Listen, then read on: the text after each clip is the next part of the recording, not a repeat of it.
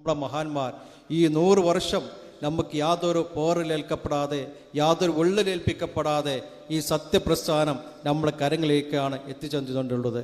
ഇതിനും ഒരു മങ്ങലും വിൽക്കപ്പെടാതെ, ഒരു കോട്ടം തട്ടാതെ സംരക്ഷിച്ചു കൊണ്ടുപോകേണ്ടതും നാളിതുവരെ ഖിയാമത്ത് നാളെ നിലനിർത്തേണ്ടതുമായ ഉത്തരവാദിത്വം നമ്മളിൽ ഉണ്ട് എന്നുള്ള ബോധ്യം പ്രിയപ്പെട്ട ഞാൻ അടക്കമുള്ള ഓരോ പ്രവർത്തകരുടെയും മനസ്സിൽ ഉണ്ടാകുകയും അതിനുവേണ്ടി പ്രവർത്തിക്കുകയും ചെയ്യുമെന്നാണ് ഈ സാന്ദർഭികമായി സൂചിപ്പിക്കാൻ ആഗ്രഹിക്കപ്പെടുന്നത്. അതുകൊണ്ട് തന്നെയാണ് SKSF അത്തരത്തിലുള്ള കാര്യങ്ങൾ ഇവിടെ കാര്യങ്ങൾ വരുമ്പോൾ സമസ്ത കേരള ജമിഅത്തുൽ ഉലമാ എന്നുള്ള നമ്മുടെ ഉസ്താദന്മാരുടെ ആ അനുവാദങ്ങളും അവിടെ ആശീർവാദങ്ങൾക്കും വേണ്ടി കാത്തിരിക്കുകയാണ്. ഒറ്റയടിക്ക് സമസ്ത SKSF ആദർശ അമാനത്താണ് എന്നുള്ള ക്യാമ്പയിൻ നടത്താൻ ആഹ്വാനം ചെയ്യുകയല്ല ചെയ്തത്. നമ്മുടെ ഉസ്താദന്മാരുടെ സമ്മതത്തിന് വേണ്ടി നമ്മൾ കാത്തു നിൽക്കും.